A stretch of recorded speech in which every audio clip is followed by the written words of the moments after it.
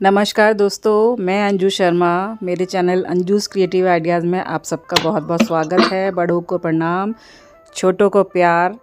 तो आज है करवा चौथ और मैं करवा चौथ की जो कथा है वो उसकी तैयारी कर रही हूँ।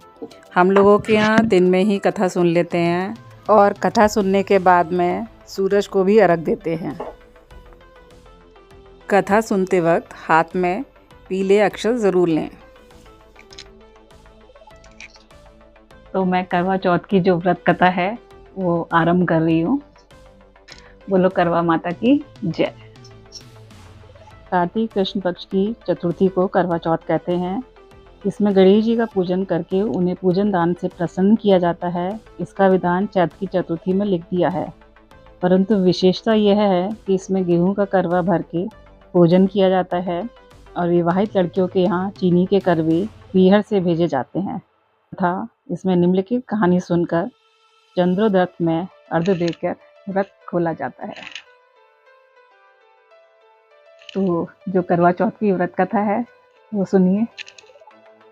एक साहूकार के 7 लड़के और 1 लड़की थी। सेठानी के सहित उसकी बहू और बेटी ने करवा चौथ का व्रत रखा। रात्रि को साहूकार के लड़के भोजन करने लगे तो उन्होंने अपनी बहन से भोजन के लिए कहा। इस पर बहन ने उत्तर दिया कि भाई अभी चांद नहीं निकला है, उसके निकलने पर अर्घ देकर भोजन करूंगी।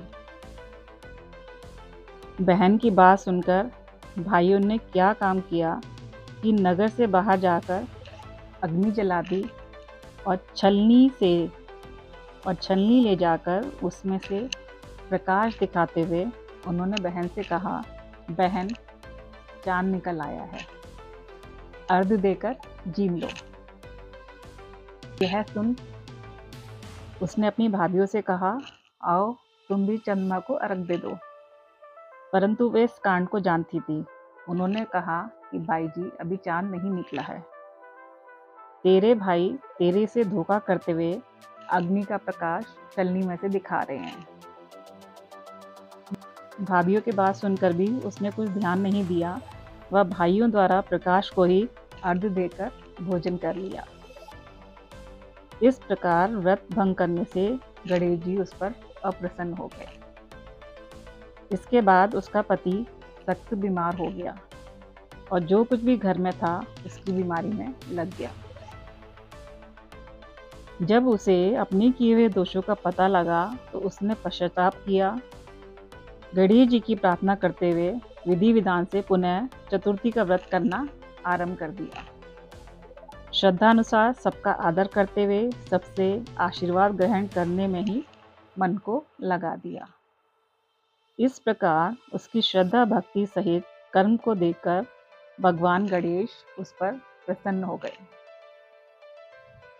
और उसके पति को जीवन दान देकर आरोग्य करने के पश्चात धन संपत्ति से युक्त कर दिया। इस प्रकार जो कोई भी